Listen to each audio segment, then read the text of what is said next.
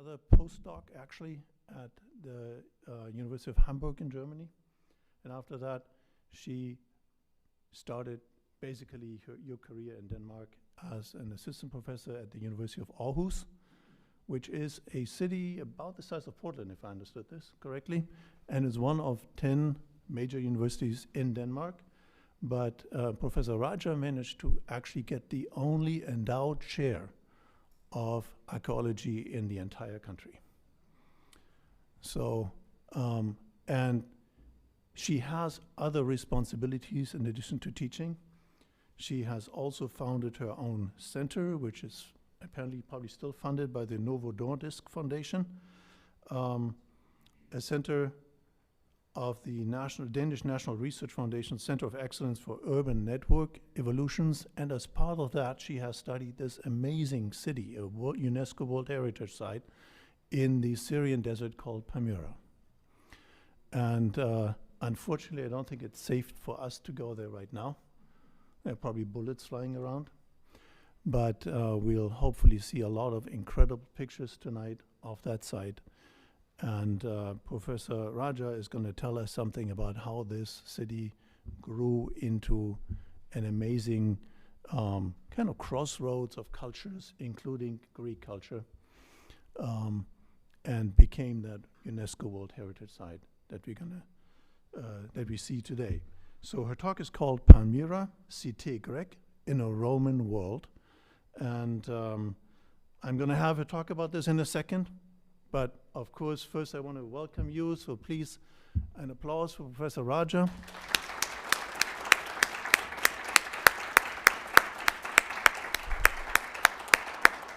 And then the second thing is, before I forget about this, because you all paid money, hopefully now, and we have a very fat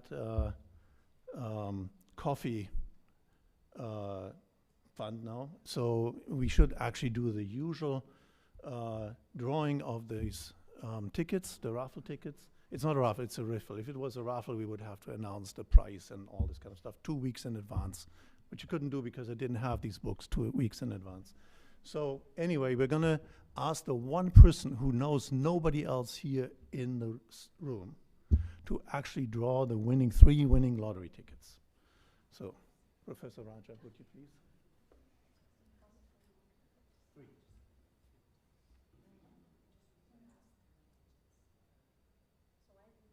You read them out. The last 3 digits. Yes. 1, 3, 4. 1, 3, 4. Who has the 1, 3, 4? Okay, you have the first pick.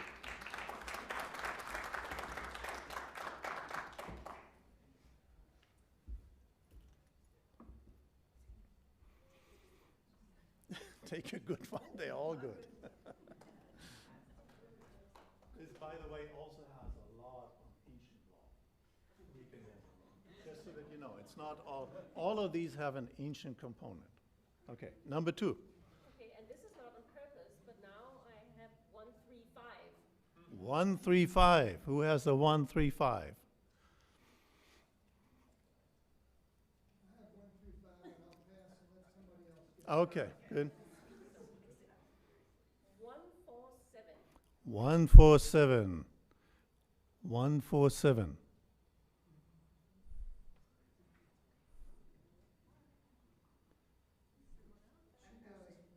You're passing too. Okay, good. Okay, good. One more. 1, 5, 7. What is it? 1, 5, 7. 1, 5, 7. Okay, good. Alan.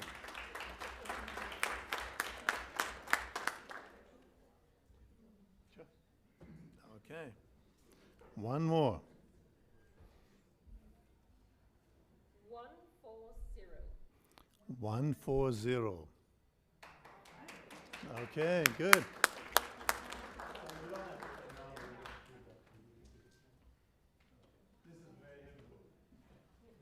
Good. And now it is actually time to hear what you all came for. Professor Rubina Raja. Again.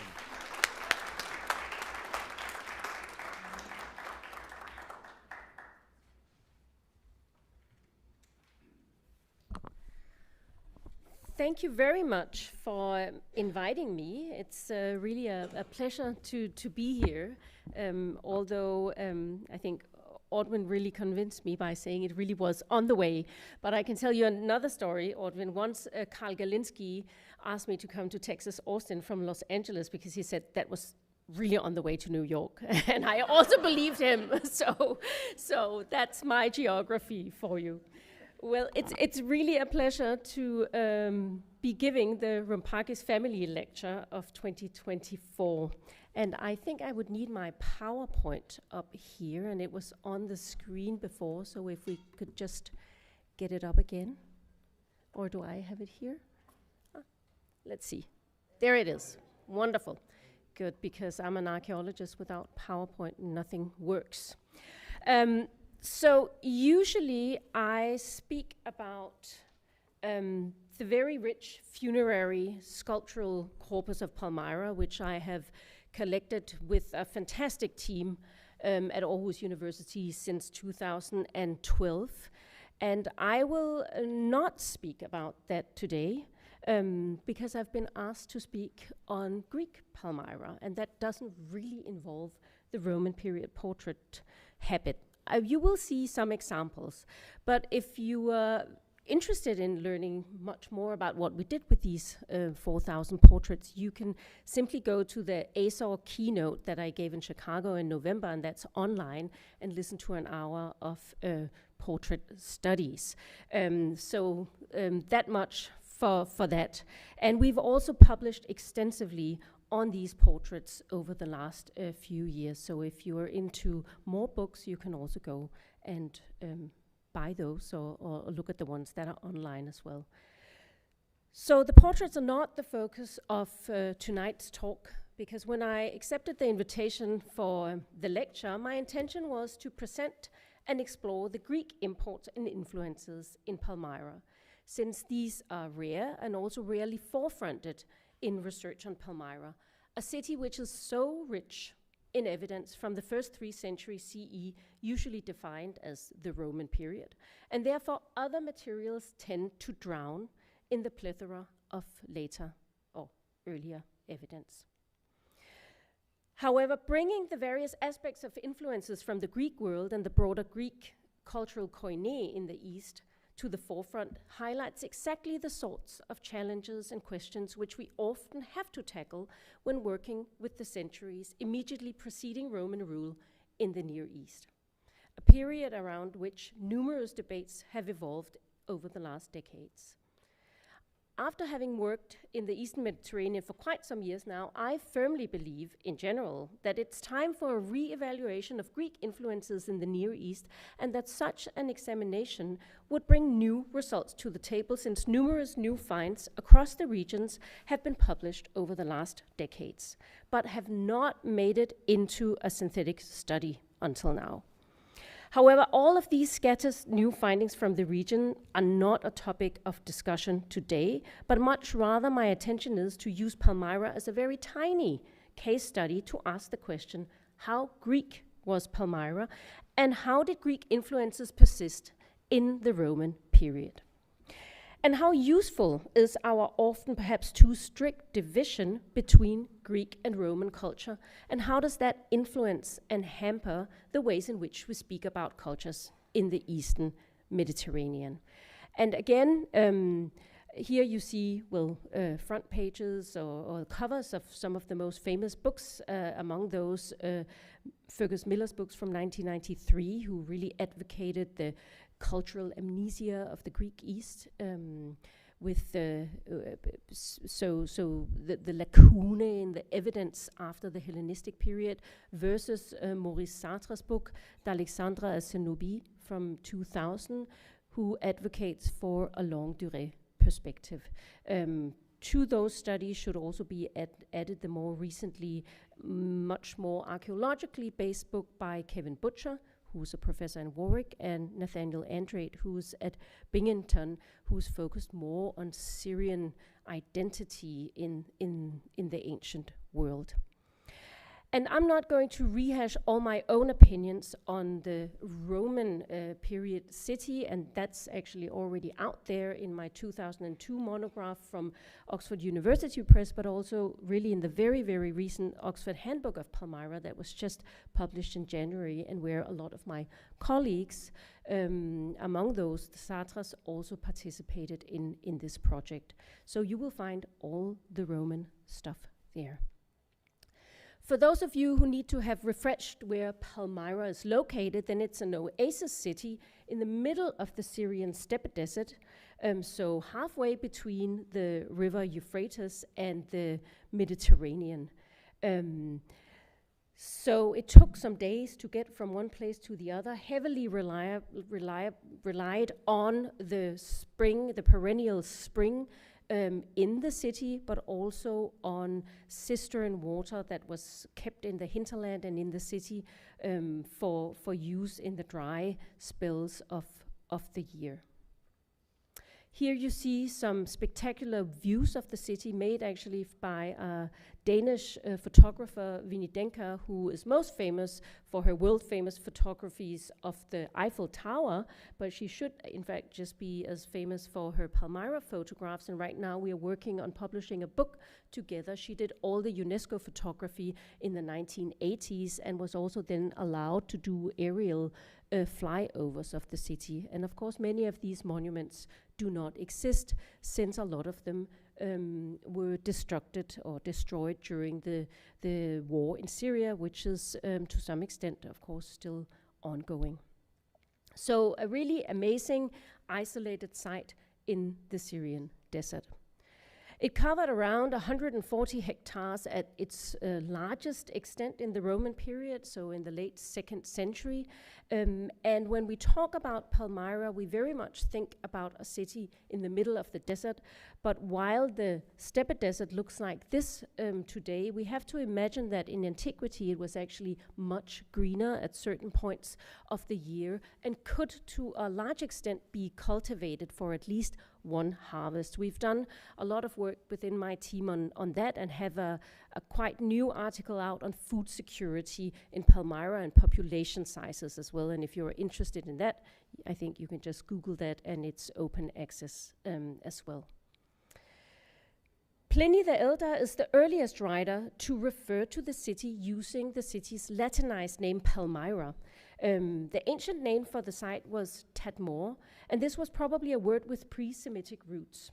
It's likely that the native place name Tadmor, like its Greek and Latin variants, was derived from indigenous terms for the palm trees in the oasis that was so important to the settlement.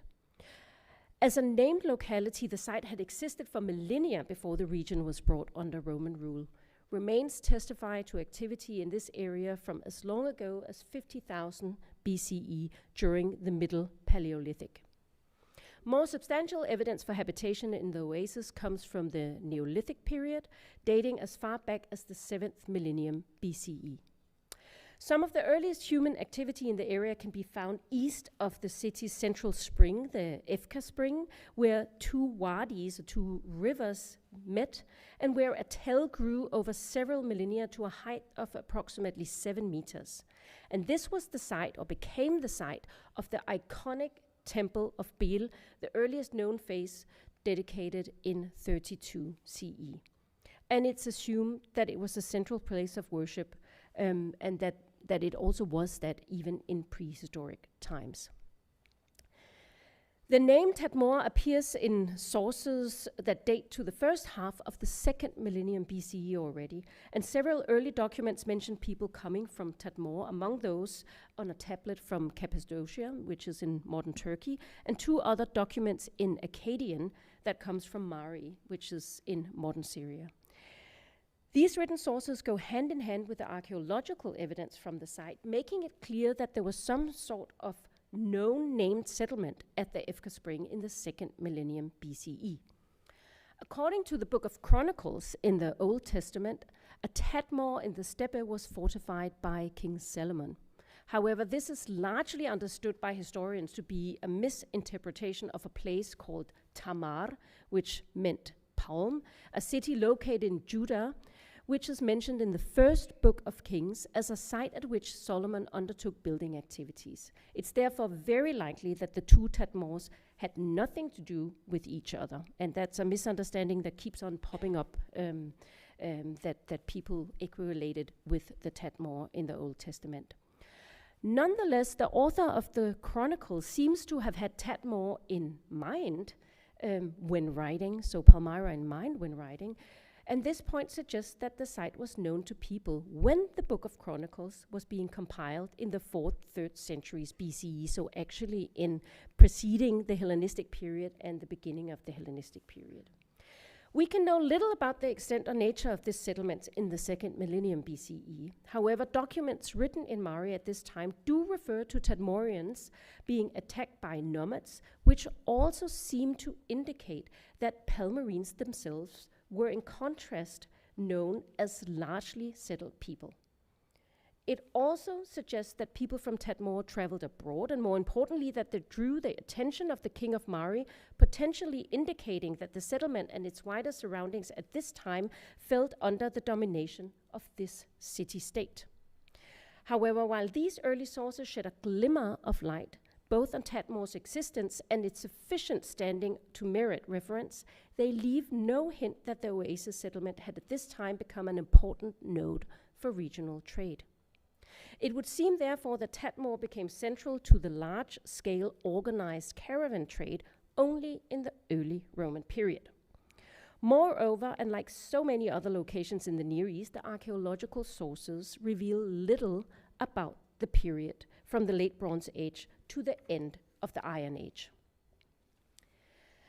As far as we know, Palmyra was not refounded under Seleucid rule, in contrast to many other cities in the region in the wake of Alexander the Great's conquest of the East, which began with his invasion of the Achaemenid Empire in 334 BCE. This meant that while veterans from Alexander's armies were settled in other sites in the region and received land there also, this did not take place in Palmyra. This absence of an influx of Greek veterans might in fact have influenced Palmyra's development more strongly than hitherto been acknowledged, as it meant that Palmyra's society would have stayed far more local and less exposed to outside influences than many other towns and cities in the region. The written evidence from the Hellenistic period that alludes to Tadmor is often judged as unreliable and imprecise by scholars in their account of what sort of place Palmyra was. There is, however, both archaeological and written evidence suggesting that the city existed in some form during the Hellenistic period and that it might have been of some significance. Not much is known about the extent of the site before the early Roman period, partly because archaeological work at the site has largely focused on the monumental constructions of the Roman period, so temples, theaters, the agora, so on and so forth.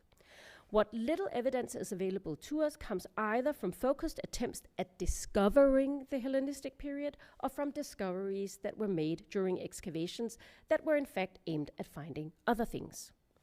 As such, it's difficult to draw any conclusions about the general development of the city, the size of its society, or the scale of its monumentalization in the Hellenistic period. And in this respect, Palmyra differs little from other sites across the Near East, where the Hellenistic period can be really difficult to identify, although we know from some archaeological evidence, written sources, and historical events that the region was already intensely urbanized at that time.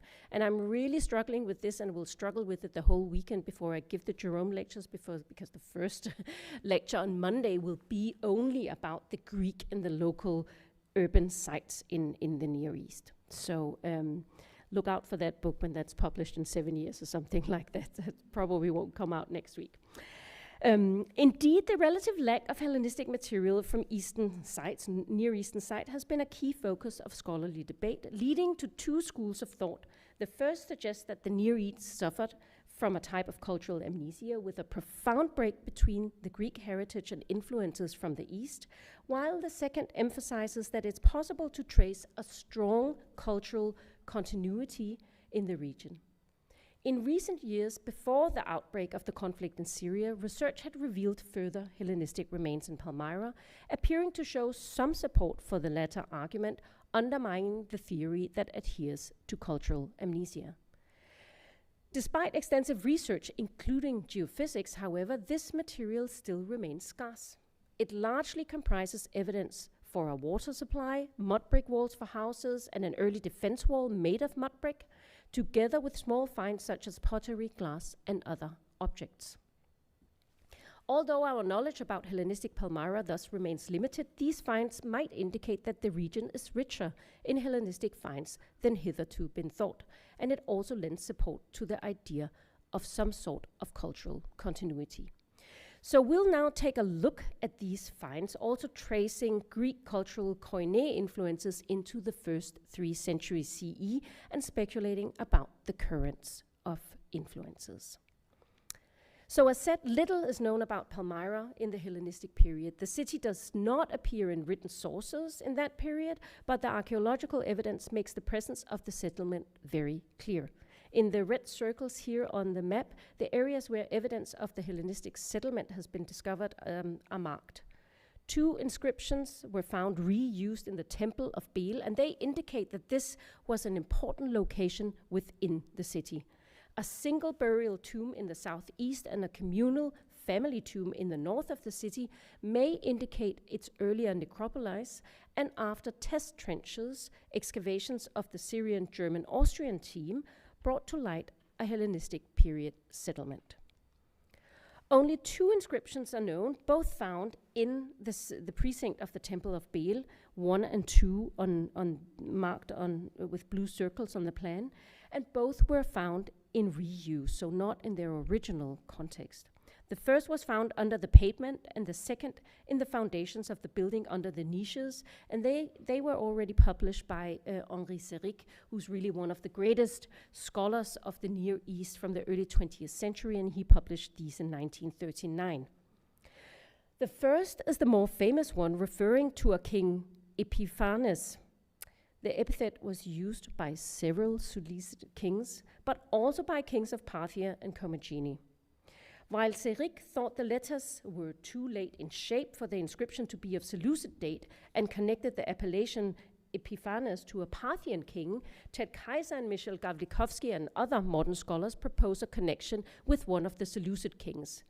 But Jean-Baptiste John, Henri Séric's country fellow scholar, goes with the Assassid connection in his IGLS volume.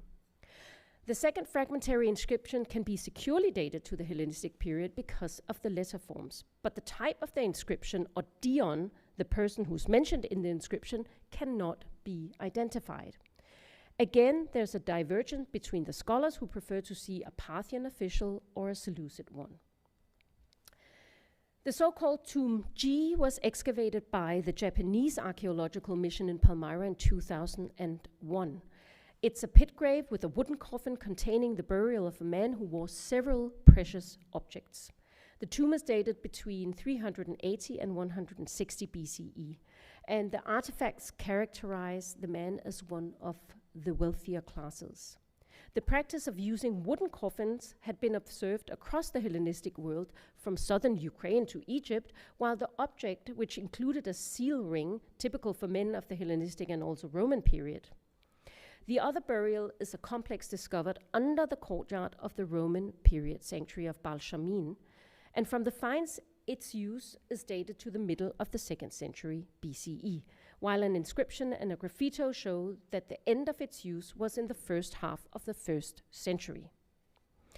The first construction phase of the sanctuary that started in the 60s CE left the grave complex in place, although it was no longer in use, but with the enlargement of the courtyard in the 2nd century CE, the tomb was covered up and in that way completely forgotten for the Roman period, and that's basically also why it stayed there for archaeologists to discover.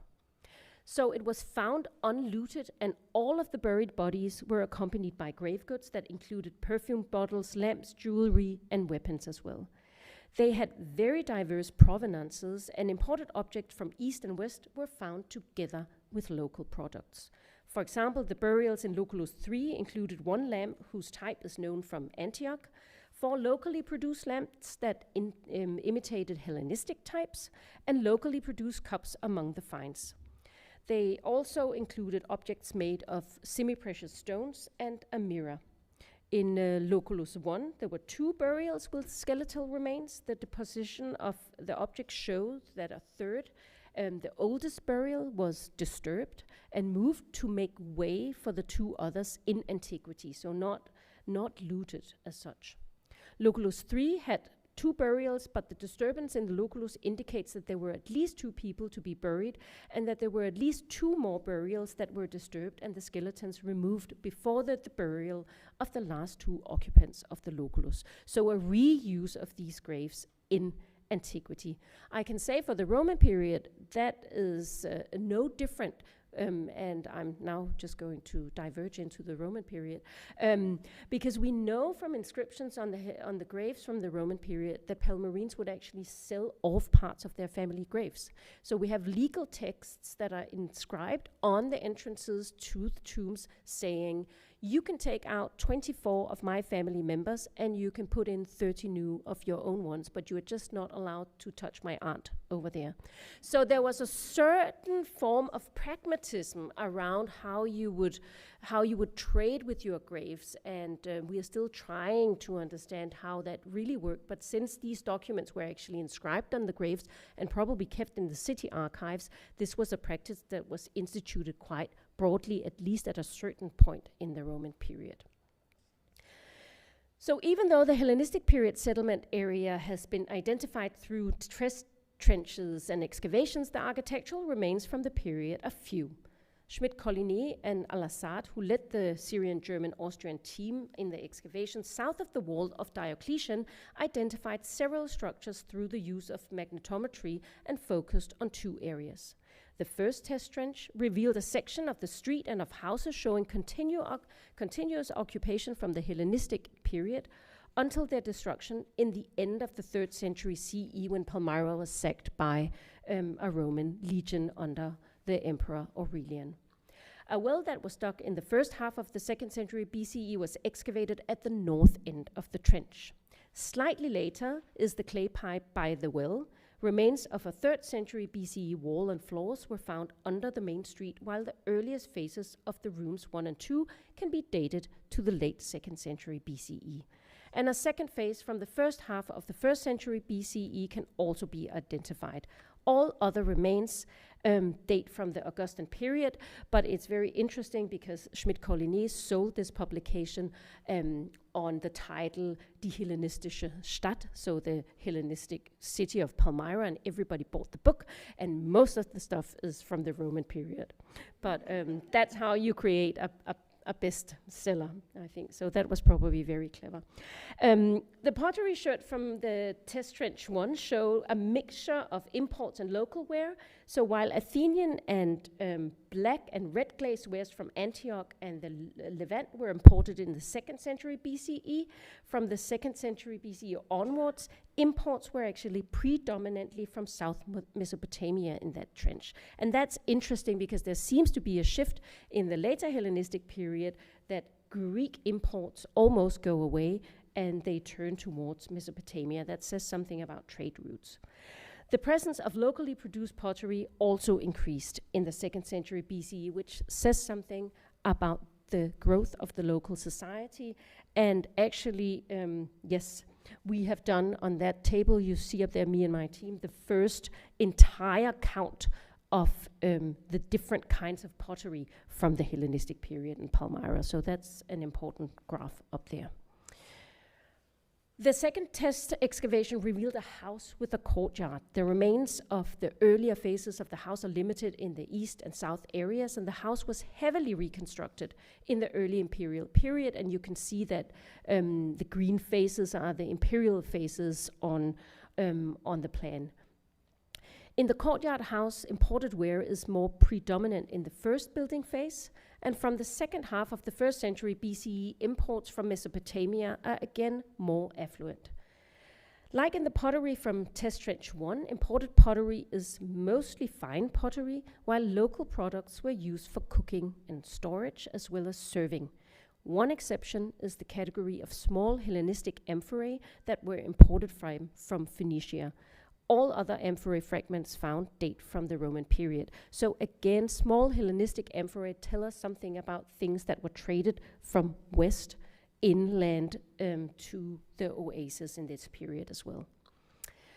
The lamps and glasses of the two test trenches were analyzed together in the publication of Schmidt-Collinet and Al-Assad.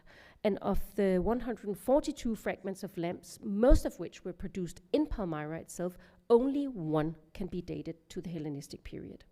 The situation is similar with the glass fragments. Out of 1,323 glass fragments, 446 could be dated, and of which less than 20 actually date to the Hellenistic period. So not very much. Only 2 fragments are from core-formed glass vases, and they had several manufacture centers in the Mediterranean, as you might know: Cyprus, the Levant, Greece, and North Africa. And the other glass vases are mold-blown, a method which is associated with the Hellenistic period and with parallels to the Palmyrene vases found at Delos, at Greece, and Tel Anafa in Israel. And almost all of these glasses were found in test trench 2. We actually have a few of the very nice glass bottles in the Glyptotek in Copenhagen also, which Harald Ingholt, a Danish archaeologist who excavated in Palmyra, brought back in the 1920s. Some of the earliest remains found in Palmyra from the Hellenistic period stem from the area, maybe not surprisingly, around the sanctuary of Baal. Here, building structures from the 3rd to the 1st centuries BCE have been discovered beneath the later temple of Baal. These, however, have not been explored fully since they lie under the later Roman period temple. And the sanctuary of Baal was, as you can see, the city's main sanctuary for all the tribes of the city together. And we know that there were 16 tribes in Palmyra that in the Roman period were reorganized into 4 main tribes. We don't know how that exactly worked and what that meant for these extended tribes or smaller tribes, but they seem to have continued. We can see that in the family graves. Of course, this temple has now been blown up in 2015 during the Civil War.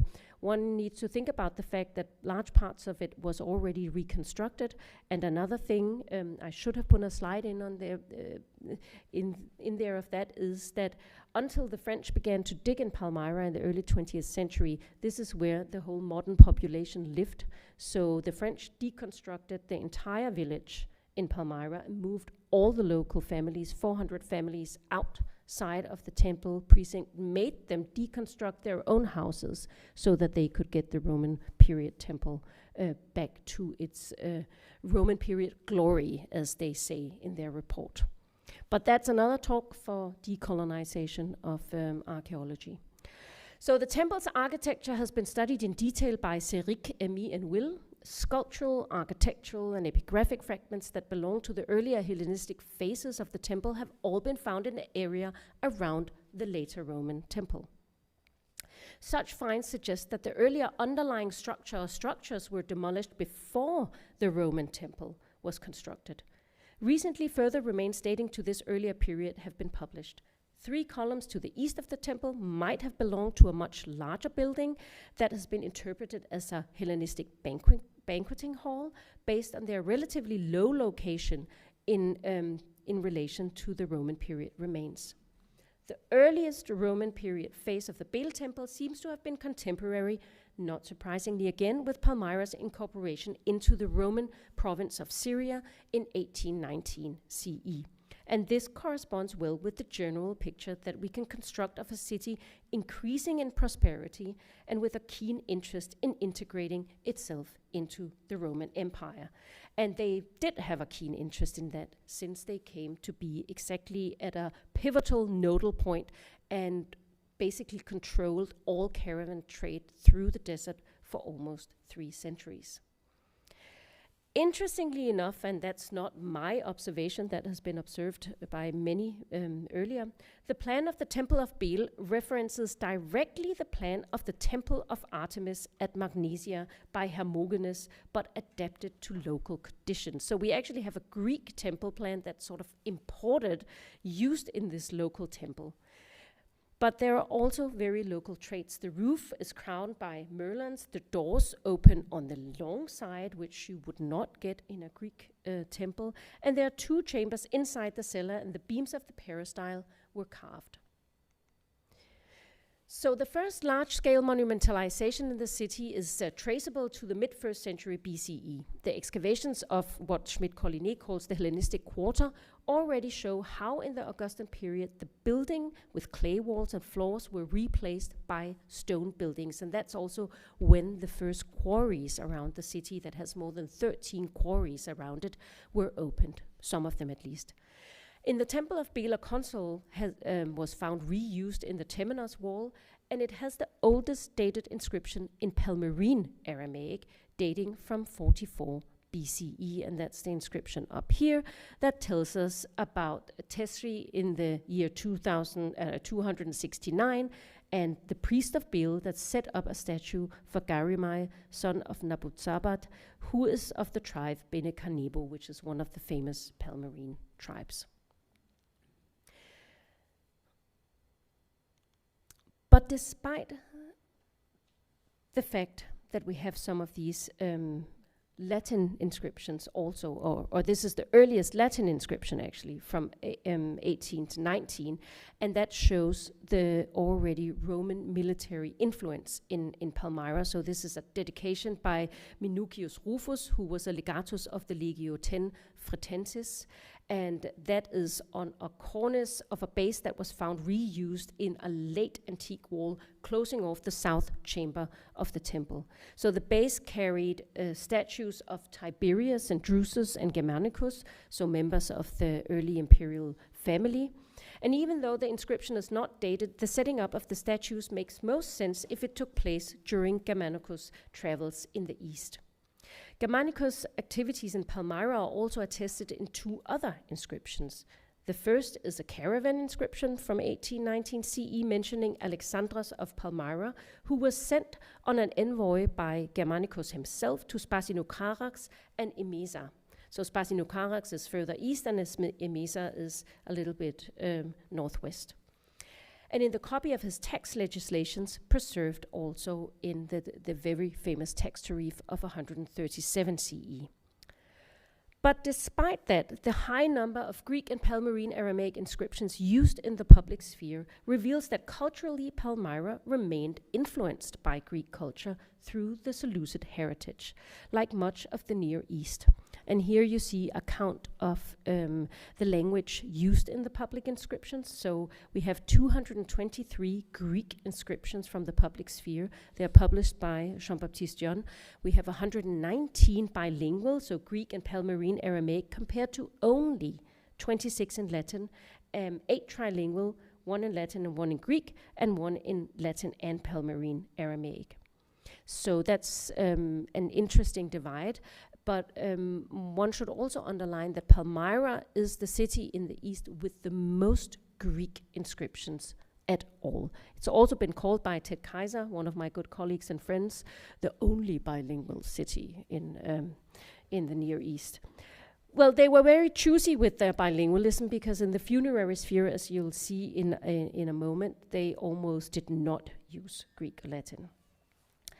But the language and method of honors is also in line with what is known from the Greek East. After a decree by the boulé or the demos, the setting up of a statue in one or more of the city's most prominent places was what happened.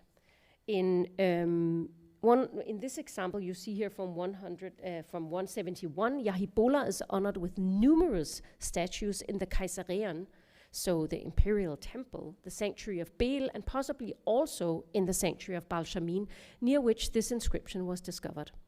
While the texts mostly correspond, there are some differentiations. For example, the mention of the governor as perfectissimus consul in the Greek text that reflect 2 different traditions of honorific decrees, an empire-wide Greek one and a very local Palmyrene one. And that was really something that the Palmyrenes mastered, to use specific words in specific cultural contexts. This foundation inscription from 57 CE shows how the Palmyrene Aramaic text is more elaborate and uses the terms used in Palmyrene text for the funerary monument and hypogeum, so underground grave. The predominance of Palmyrene Aramaic compared to Greek and Latin is even more obvious in the Palmyrene funerary sphere. So we have 1,043 Palmyrene Aramaic grave inscriptions compared only to 17 bilingual, 6 in Greek and 5 in Latin. That's slim to nothing, and I can underline that all the Latin ones were dedicated to people who were not Palmyrenes, but connected to the Roman military, so in either Roman soldiers or the wives of Roman soldiers who had come with them to Palmyra. And Jean-Baptiste and I, we have published on this, so that's all out there. The relief of Viriaphobie and Caius Virius Alcimus, founder of the tomb and now at the British Museum in London, is one of the 6 carrying a Greek-only inscription. The names of the founders indicate that they are not Palmyrenes, however. The use of Aramaic in the foundation inscription of the tomb shows their integration into Palmyrene society. As for Viriaphobie, she was most likely a freedman and then the wife of Gaius Virius Alcimus. Equally indicative of the integration to Palmyrene culture is the choice of costume for the two. While the man is shown in a tunic and himation, the woman is depicted like a proper Palmyrene matron. The way of wearing the himation with the arm in a sling was very popular in the Roman period and followed classical and Hellenistic examples. Here you see examples from late classical Aeschines statues and a Hellenistic statue of Dioscorides also. But if the image of Alcimus can be compared to images of other respectable Greek and Roman citizens, the image of his wife has nothing in common with that of Cleopatra, for example, depicted in the fashionable type of the so-called Pudicitia, a type that emphasized female modesty. Viriaphobie's depiction is as Palmyrene as it can be. She fits well into the tradition of women depicted in Palmyrene clothes in the funerary sphere, wearing a veil over a turban, a headband, a tunic, and a himatium that must have been fastened also with a brooch over her left shoulder, as evidenced by all the female depictions where the brooch is visible. So this differentiation between dress codes in public and the funerary sphere for men and women can be observed far into the 2nd century CE. And here you see a few other examples, a statue now at the British Museum, and also on the column you see here Greek clothing from the sanctuary of Baal honoring 2 women, one of the few honorings of women in the public and religious sphere in Palmyra. A group of statues from the area of the Agora of Palmyra made of marble, and marble was imported to the Near East. There was no marble in the Near East. All marble was schlepped there. Must have been really heavy, and either it came there as finished statues or partly finished statues that were then finished on site. And these depict women, and they are a distinct break with the tradition that wanted women in the public sphere to be depicted in Palmyrene clothes. These statues would not have been out of place in Aphrodisias in Alexandria or in Antioch, and they testify to a cultural shift and perhaps also a change in the public representation of women. It's also possible, considering the location and the low number of women honored in the public sphere, that these in fact do not represent Palmyrene women at all, but maybe female members of the imperial family. One of the statues present a variation of the famous Pudicitia type, and the second statue copies the large Herculaneum women, perhaps the most popular type of female statue in the Roman world, known in over 180 copies, like these examples from Rome and Athens. The last 2 statues copy the very popular type of the small Herculaneum woman, known from more than 160 copies, often with realistic heads depicting specific individuals, such as this example from Herculaneum shows. The find location of this statue near the northwest gate of the Agora and close to a console with an inscription honoring Julia Mesa may suggest that instead of Palmyrene women, these were actually members of the imperial family. A head from the Agora of Palmyra bears some resemblance to the portraits of Faustina the Younger, for example, but it does not match any of the known types of the empress's depiction, leaving open the question of whether this and the other, in fact, were imperial women. Also from the Agora of Palmyra are this female head dated in the Antonine period and these two togate statues, and compared to the depictions of men in tunic and himation worn in the arm-sling manner that you saw before, that clearly refer to Greek images of good citizens, statues and representations of togati are very few in Palmyra.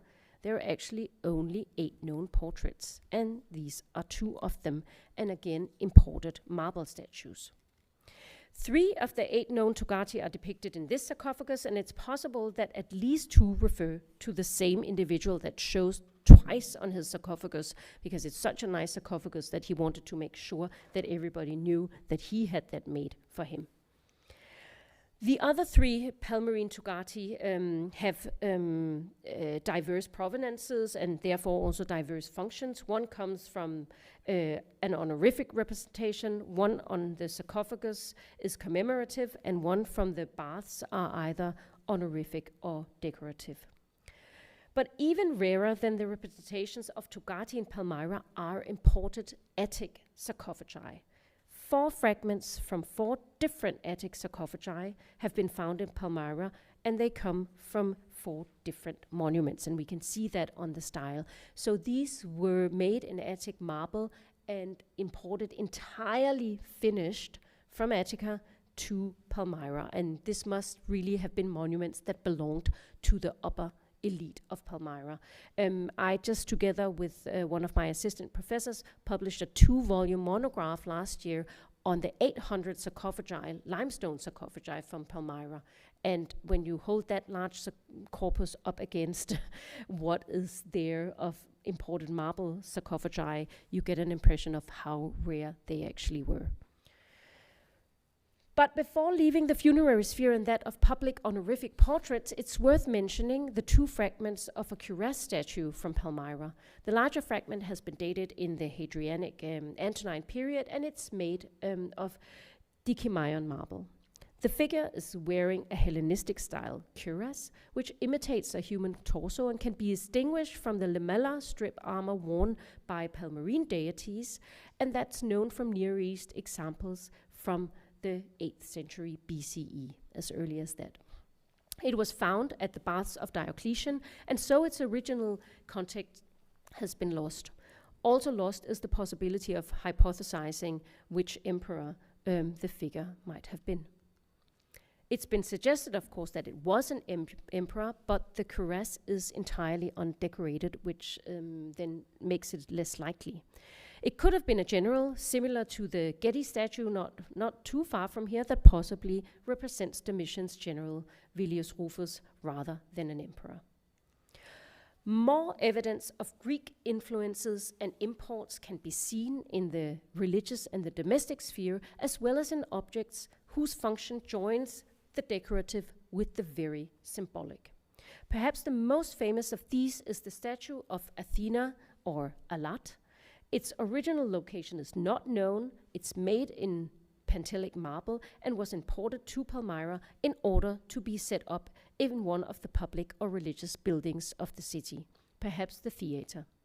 But it was found in the temple of Alat, a goddess that had been assimilated to Athena, and where it had been moved after the destruction of the original cult figure, perhaps only after the sack of the city by the troops of Aurelian in 272 CE.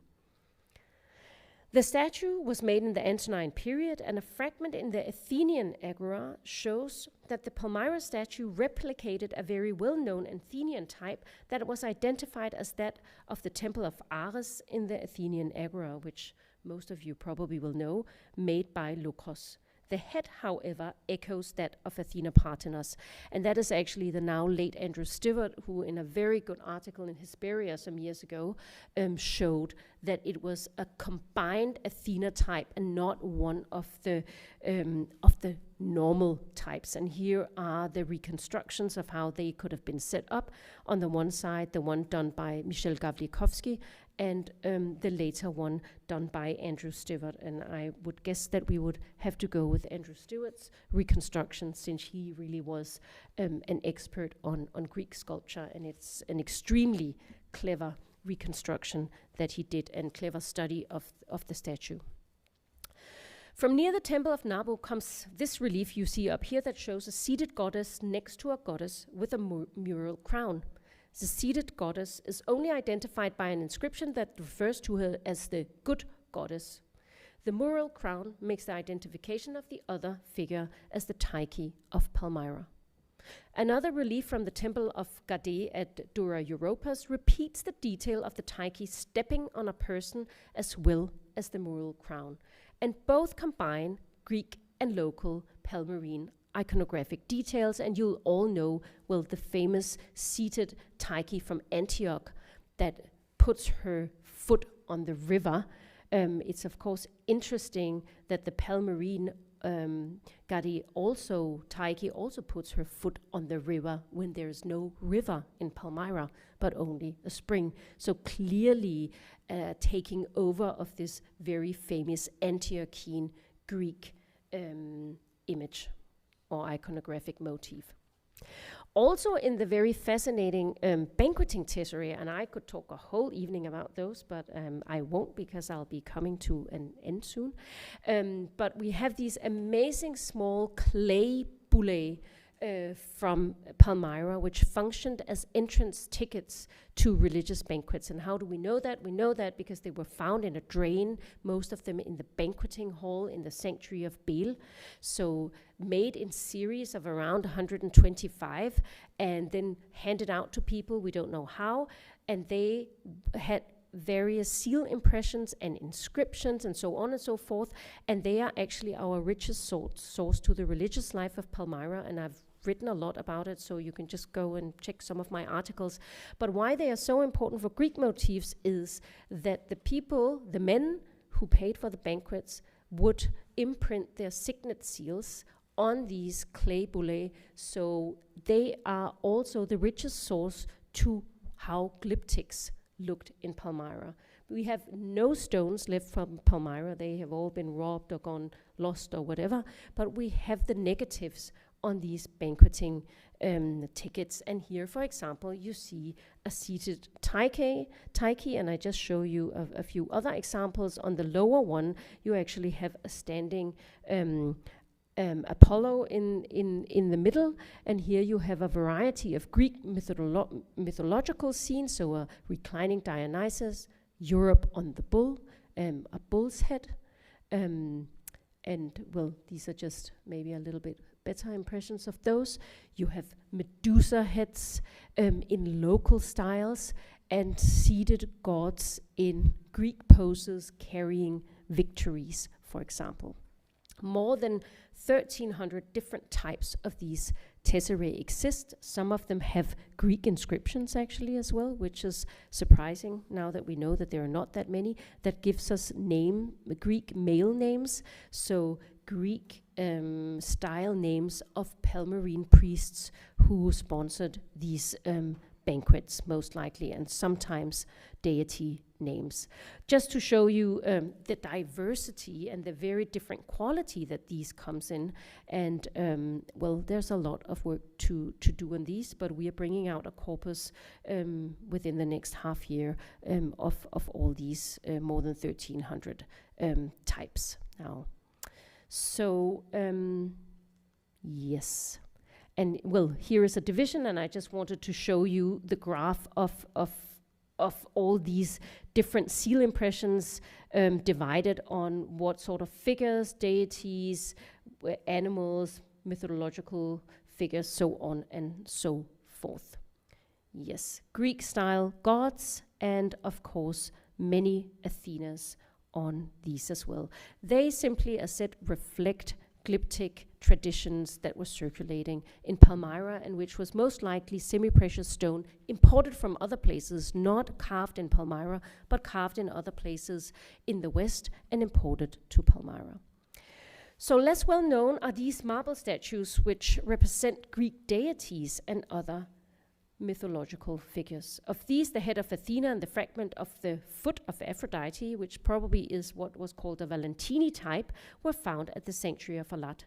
The figure of Aphrodite, possibly of the Andromeda type, was found in the baths of Diocletian. Here you see a head of Dionysus from the Tetrapolon, Apollon from the bath of Diocletian, maybe a Cylon or an Aphrodite from the camp of Diocletian, and also a Nike, which comes from the Efka spring. Here you see two very important marble heads that were found in the Agora of Palmyra. Jean Balti has identified one as a portrait of Odainat, so the ruler of Palmyra. I mean, Zenobia's husband who died, and then Zenobia took over, and then Palmyra ended because Palmyra cut themselves loose from the Roman Empire. We, of course, don't know whether this is Odainat, but there's one reason that Balti has said that, and that is because this marble head wears a Greek-style Hellenistic ruler diadem, which is basically a piece of textile that is strapped around the person's head, and the other fragment actually also has a tiara like that, or a diadem like that. So two very important pieces. One of them remains unpublished. The necropolis and the public buildings have attracted most of the attention of scholars, and only a few houses have been excavated. 12 houses were explored by Albert Gabriel in 1925 without any recorded portable finds, which of course can't be true, but they were just not recorded. Harald Ingholt, the Danish scholar I told you about before, investigated one house west of the Temple of Bel in 1924. Two larger houses were excavated between 1939 and 41 by Duroux in the east of the Temple of Bel, and finally the house in the Hellenistic Quarter, which I told you about already, that was excavated by the Syrian, German, Austrian team. The exact location of the house investigated by Harald Ingholt is not known, but the finds are, or some of them at least, and they include the series of small stucco heads and masks, as well as a fragment of a human figure, and then a stucco jewelry box as well. All now in the New Carlsberg Glyptotek, not on display, unfortunately. The heads and the masks probably come from a frieze of friezes with Dionysiac themes, so themes that would have gone well with banqueting at home.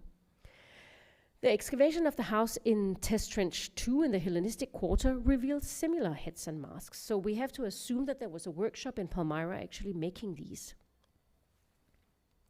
The comparison with the other decorated rooms shows that the owner had paid special attention to the decoration of room G, and so it must have been the most important room probably in the house. While the building itself dates from the early imperial period, the painted and stucco decoration is in fact much later, indicating the continuous use of the house and perhaps even the affluence of the family in the late 2nd or 3rd century CE, when these decorations have been dated. Closer to Palmyra, chronologically and geographically, are the examples of the houses of Zeugma, where painting and mosaics indicate which are the more important spaces of houses. And right now, actually, there's some extremely exciting excavations going on in Zeugma, headed by Kutal Görmisch, who's the director of the excavations in Zeugma. Garlands and masks, either in combination, as in this painting from a Pompeian house, or in consecutive friezes, like in the house from Test Trench 2 in Palmyra, are also very familiar decorative motifs and are connected to the world of the theater, of the Greek theater, and Dionysus. The Dionysiac and theatrical fears were a popular inspiration for house decoration in the Hellenistic period as well.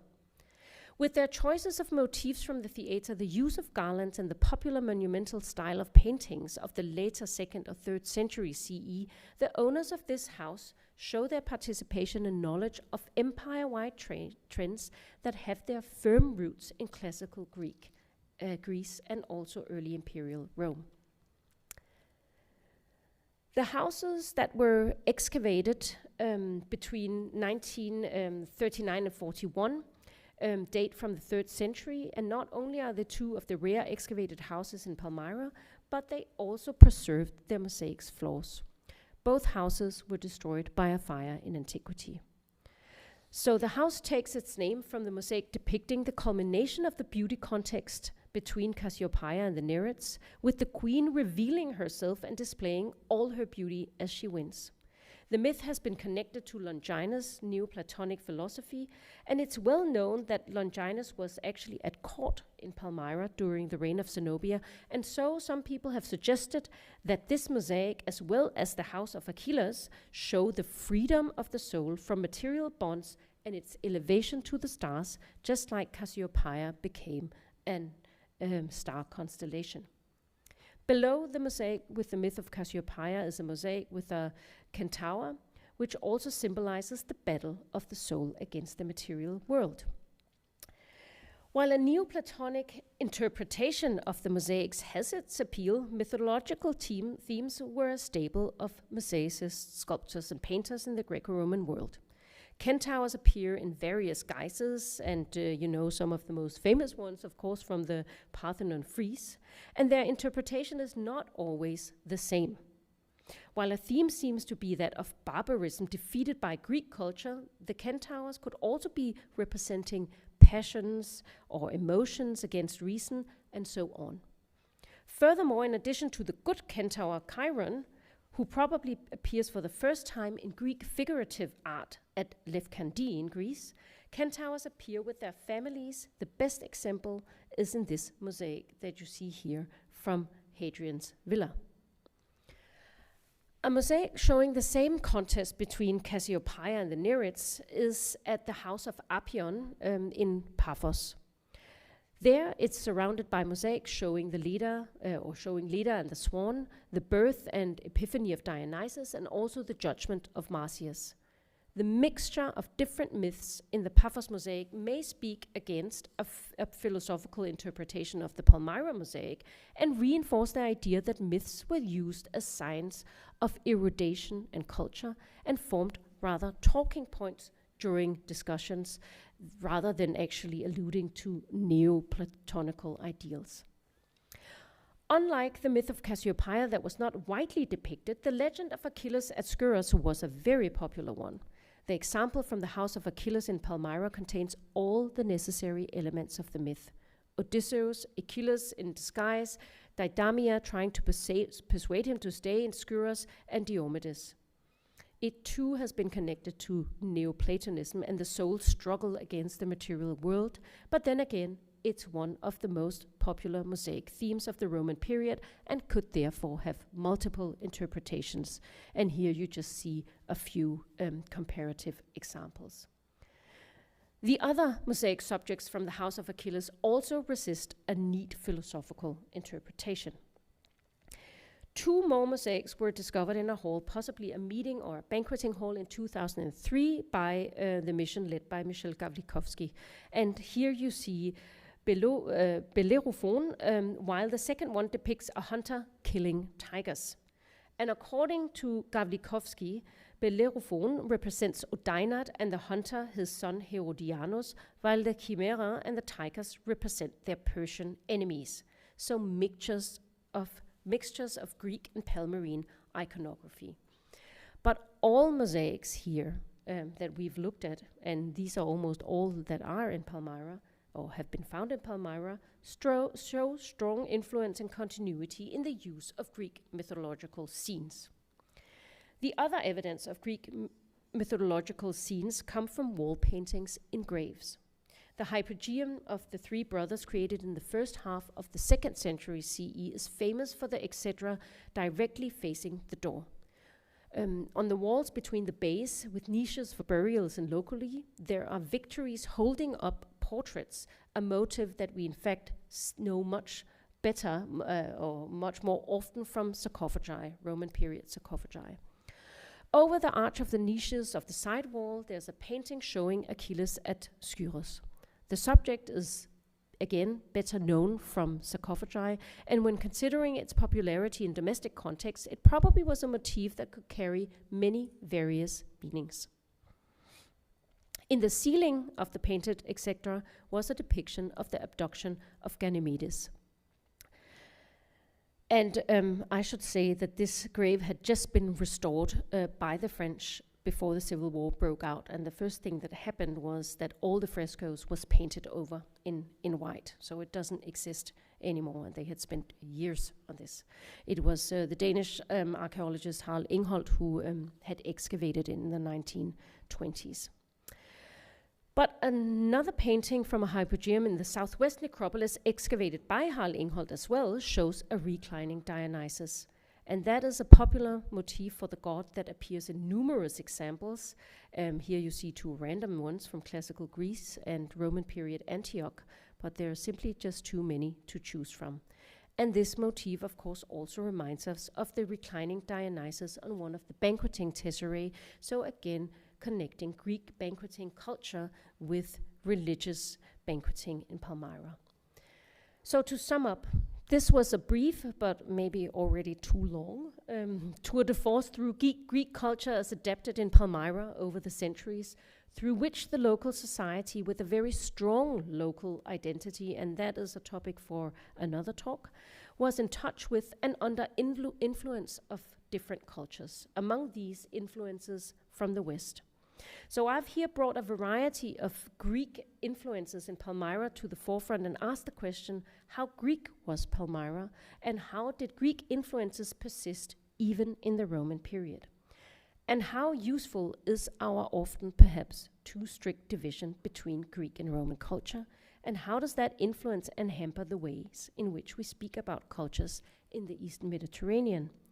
So to sum up, I think we can today say that Palmyrene society was well aware of the Greek cultural koine, of which they participated vigorously through their public civic culture in particularly, while the funerary sphere and religious spheres were strongly dominated by their local traditions, apart from the fact that the male funerary sculpture is almost always depicted wearing Greek-inspired clothes. So even in the funerary sphere, there are tendencies which can be traced as drawing on a Greek heritage or knowledge of Greek culture. I'm not arguing that Palmyrenes were Greek, they spoke a different language, but arguing that Palmyrene society was aware of the cultural choices available to them to a much larger degree than often recognized, since often the nuances get lost in overarching statements that claim that Palmyra was just another Roman provincial society, a claim that I strongly disagree with. Studying Palmyra and Palmyrene society from a variety of perspectives is in fact necessary, as I have just forced you to listen to, in order to broaden the scope and ways in which Greek archaeology can embrace its large potential in the future, namely through examining the currents, continuations, the developments of Greek culture in the East, way beyond the periods of classical Greece as we know it. So thank you very much for your attention.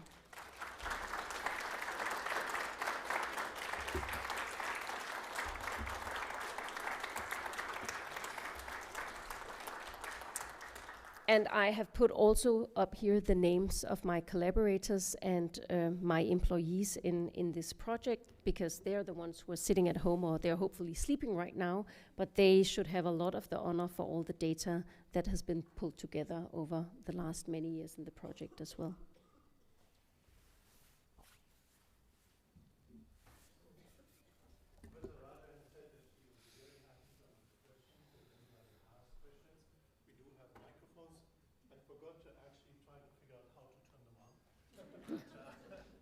We'll probably manage to do that somehow. This looks like an on-off button, so that should actually work, and it works. Okay. That work? Can you hear me? Okay, so are there any questions?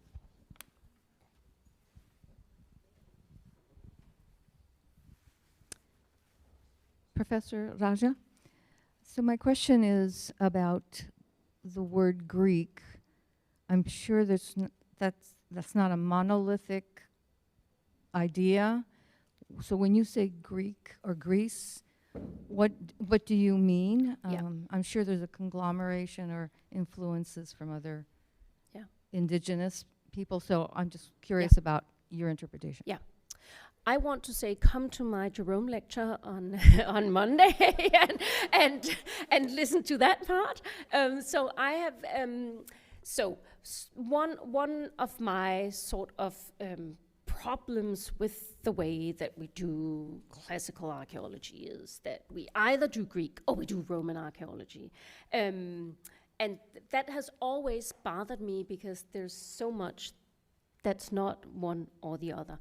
And that doesn't answer your question. So what does Greek mean? Now, I was looking at mainly iconographic influences. So motifs that we can actually trace back to motifs that we know primarily from the Greek cultural sphere. I'm not so much talking about ethnic identity here, because there is, of course, the whole can of worms around the Hellenistic period, and I started out with that, also the lacuna in the data and so on and so forth, and what really happens to the region after the conquest of Alexander the Great, and how many veterans stays in the area and all these sorts of things. But there's no doubt that there is a penetration of not only artistic motifs, but also cultural motifs that stays in the area throughout the Roman period also. I mean, also in the language, Greek stays the public language of the Roman East as well. Latin never really becomes very, very popular. It's more seen as a barbaric language, I think. Isn't there a very famous philosopher who says that it's a very barbaric language, and they keep on using Greek. So, no doubt that there was a Greek heritage in that way. That doesn't mean that Palmyrines had all been to Athens and knew what was going on there. And at that point, I mean, in the Roman period, Athens was different than it was in the classical period. But there was still, both linguistically and artistically, trends that were distinctive from other parts of the empire, or from what we see in Asia Minor, for example, or see going on in Italy in earlier periods. So that sort of not quite answer your question, but maybe begin to unpack that I'm not talking about ethnic identity here. Yeah.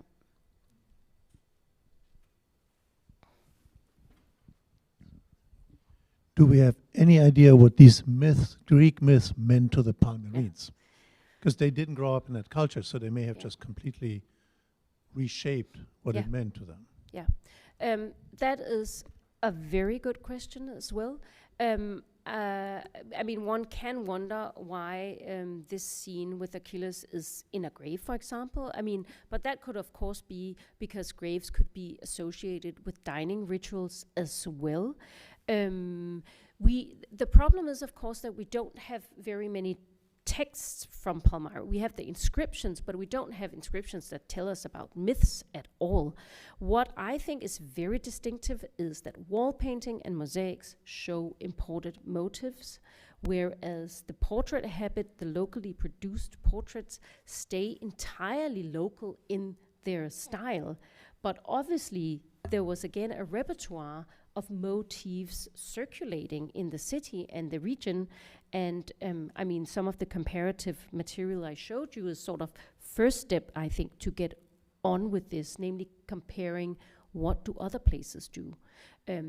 What I know about the Tetrapolis, for example, I mean, at Antioch and the cities on that side, they have many of the same motifs. In the Decapolis, which is largely now cities in what is modern Jordan, and one of them, Scotopolis, in modern Israel, they do not have this rich plethora of these mythological motifs. Again, that might very well be the archaeology that doesn't allow us to get to that.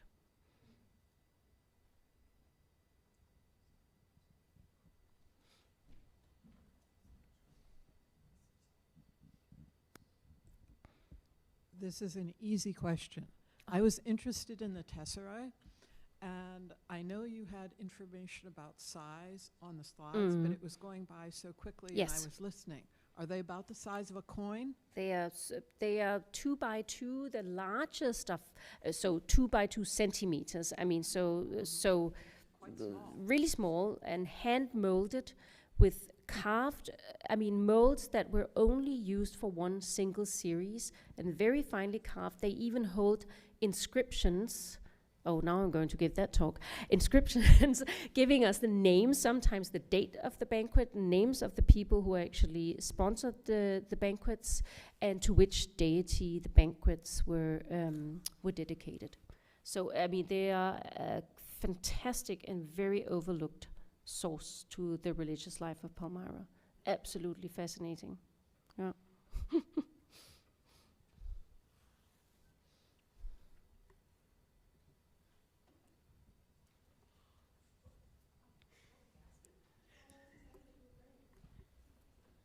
Hi, I'm also very curious about these banquets.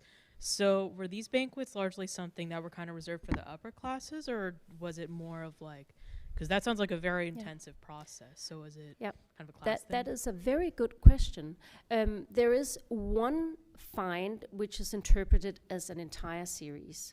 So 125 of the same kind of tesserae that were found dug down in a temple courtyard. So that's interpreted as if, 125 people would have been invited for this particular banquet. The banqueting hall in the sanctuary of Bel could hold around that, 120 to 130. But if you remember one of the plans that I showed you, you saw the massive sanctuary courtyard. So that's 200 by 200 meters with porticos all the way around. So one speculation is, of course, that maybe you would invite your upper class friends for the banquet in banqueting hall, and other people might have gotten food, and what was very important, of course, with the banquets was to have some meat as well, and that would have taken place out in the porticos for the rest of the people. I think we have to imagine not either or, but maybe sometimes both things, or sometimes just only one things, because it's not only individuals who dedicate the banquets, but also sometimes priestly groups. And one could imagine that if it was a priestly group, then the banquet might have been much larger. Yeah. But there is no hard evidence that shows that. This is me speculating, but why do you want such a big sanctuary courtyard if you don't want to fill it up with people? Well, it's not out of the question, at least. Yeah.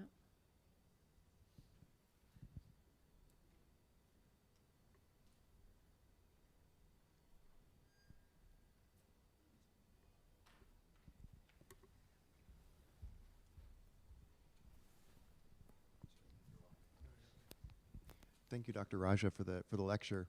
I'm coming at this knowing very little about Palmyra, with the overwhelming representation of the Aramaic inscription and information that we retain, even into the Greek and in the Roman period. Can you speak to the cultural, influence, interest of the Palmyrines as residents of the far eastern edges, and yet incorporating so much Greek and Roman culture, and yet fronting their Semitic heritage? Yeah, my hypothesis is that they sit there in the middle of the desert, and they, in the early Roman period, really built up this extensive global network. We know of a Palmyrene governor in Bahrain, for example, and they were also in charge. They didn't only control land caravans, they owned ships, Red Sea trade, Gulf trade. They were even in Rome. So they have a lot of resources, but also fragile resources. My hypothesis is that they stay an extremely close society. We can see that in the funerary sphere, simply because they don't want to water out their power, and it takes one to know one. And they have this very strong local networks, and then they have these outposts. So they are very dependent on their own network in that way. So they do integrate, and we can see that through the Greek inscriptions, but that's also a little bit just showing off your knowledge of what it is that you do. But then you go to your grave and you only do your Palmyrene Aramaic thing, because in principle you do not care about foreigners. You care about exploiting the networks and fitting in when you're outside, when you're out of Palmyra, but when you're at home, you do your own thing. Another thing that supports that is really the religious life, which stays entirely local. Another talk that I could give if we had time was that on the Palmyrene priests. So 20% of the Palmyrene male representations are priests. So there are 1,000 representations, almost 1,000 representations of Palmyrene priests. That is a lot of priests. And that is because it wasn't a Roman structure of the priesthoods. It was a Semitic structure where priesthoods were passed from fathers to son or from uncles to nephews. The best parallel, without saying that there's any religious implications in that, the best parallel to that system is the high priesthoods in Jerusalem.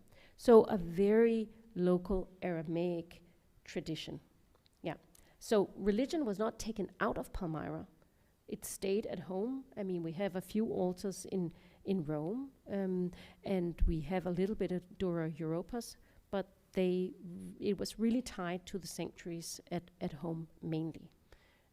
Did that sort of answer the question? So protecting their strong local identity, and that is partly done through language as well.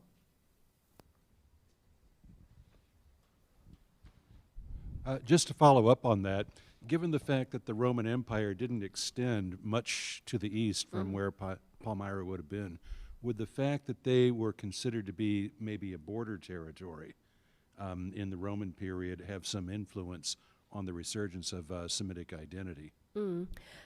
That's also a very good and valid question. Yes, and that's again, I just actually last week hosted a conference on the 3rd century crisis in the Roman Empire, where I paired grant papers on the Roman Empire with papers on data from Palmyra. And it's of course completely clear that, as Pliny also says, they would swing one way or the other. I mean, they were in a difficult territory, but they were obviously also in a territory where they felt that they had the control, and that made them a little bit too courageous. I mean, when Zenobia basically took over parts of Anatolia, all of Egypt, that was sort of the end of Palmyra, but that shows that they were a big power player. They didn't consider themselves fringe.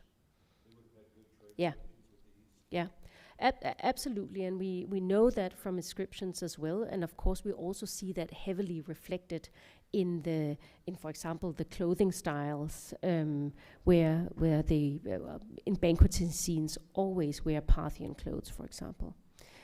A very interesting observation in the 3rd century art is that Roman military or Roman weapons go away entirely, and only Parthian weapons are shown in the art. Yeah, I discovered that. No, but that's something you can do with the corpus now that we have 4,000 sculptures. You can begin to look at when do phenomena rise, and that definitely says something about this switch in allegiance or cultural affinity towards the East. Yeah.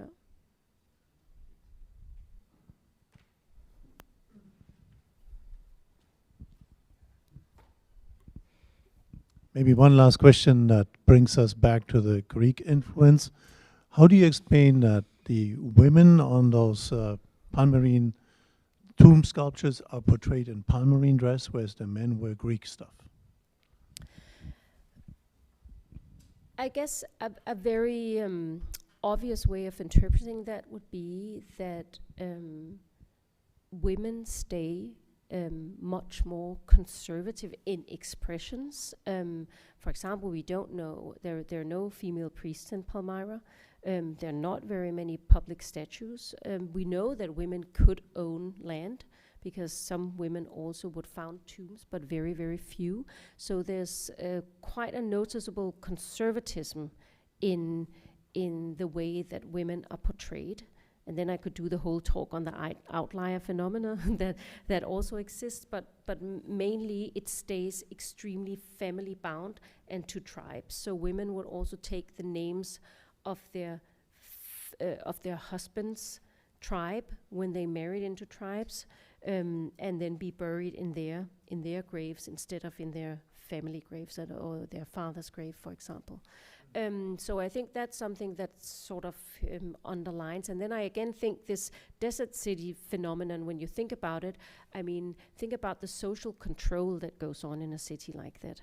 I mean, we estimate that between 10 and 30,000 people could have lived there at the peak of the city, but you couldn't get anywhere. I mean, you had to do what people did. I mean, if you were a woman or unfree or whatever, you probably didn't have many opportunities. You might be upper class, but you better stay on the good side of your family.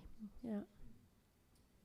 That might be overemphasizing it, but that's something, space and perception, that I'm quite interested in for the time being. Yeah. So the men who are in Greek subject means that they're worldly and more tribal? Well, not always. I think it also has something to do with type. So that is the whole sculpture talk, because we have these loculus reliefs, which are sort of rectangular slabs that were set up in front of burial niches. There, the men would wear Greek himation, but on the sarcophagi, they would always wear Parthian clothes. So there's also something with type of monument and cultural setting. So the banqueting setting would be Parthian clothes, but if you show yourself in your public image reflected in the grave, then you would do the Greek style clothes. Yeah. Well, since it is 9 o'clock, I think we should call it quits. Thank you so much. Well, thank you for coming.